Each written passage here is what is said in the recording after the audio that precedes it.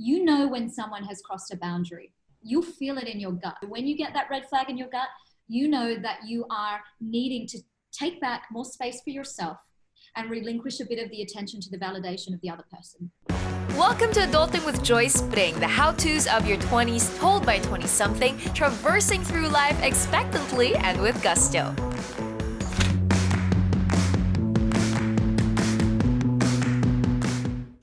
And the great thing is we created a poster and we asked people to send you their questions, and they actually have a lot of human connection questions.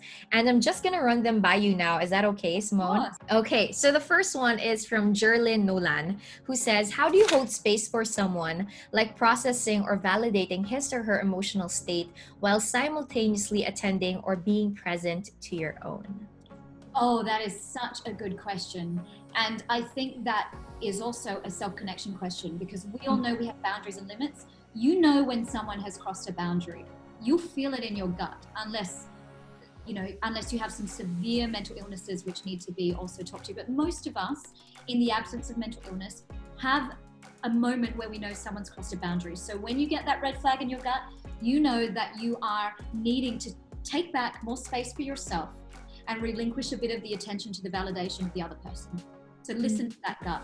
And that's when you need to exercise some self-love and self-care. And by the way, I will add, just on what we were previously saying, that the mental health discussion is actually the beginning of the search for connection. Simone Motz Venturina has a great question. I'm also curious about this. What piece of advice have you ever given before about life that you yourself are still struggling with? I think the one thing that I did struggle a little bit with is, and this is a question that I've had to, as a specialist in this area, from what I know, come up with the answer myself. Does being a great human connector or being healthily connected mean tolerating meanness or bitchiness around you?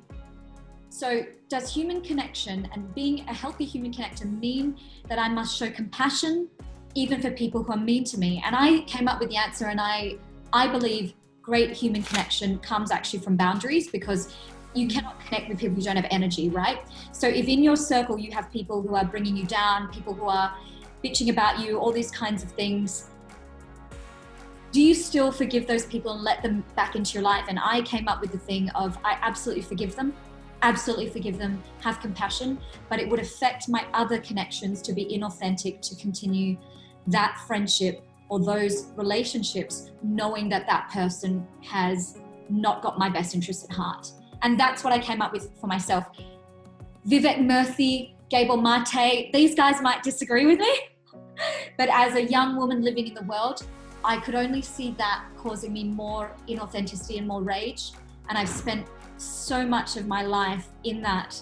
I don't want that to continue into the next phase of my life. Yeah, you have to define for yourself, I guess, also. I mean, you could take all of these information and read all these authors and listen to all these speakers, but at the same time, I think one of the things that we have to really learn is, how does that apply to me personally, to my own journey, to what I've gone through? And on that note, we've got a question from Barbara Sardana, who asks, what are your top 5 books? I am such a huge fan of everything that you're reading, so I want to know, what are the 5 books that have really changed your life?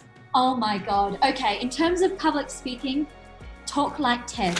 Not TED Talks, but Talk Like TED. There's 2 that's out on the market. Talk Like TED is very good. Another book called The Art of Speechwriting by Philip Collins, which is he's Tony Blair's former speechwriter. I went to fly to London to study under him. And it's great because there's not many books about structuring content. There's a lot about presenting, but not how to structure. So that's very good.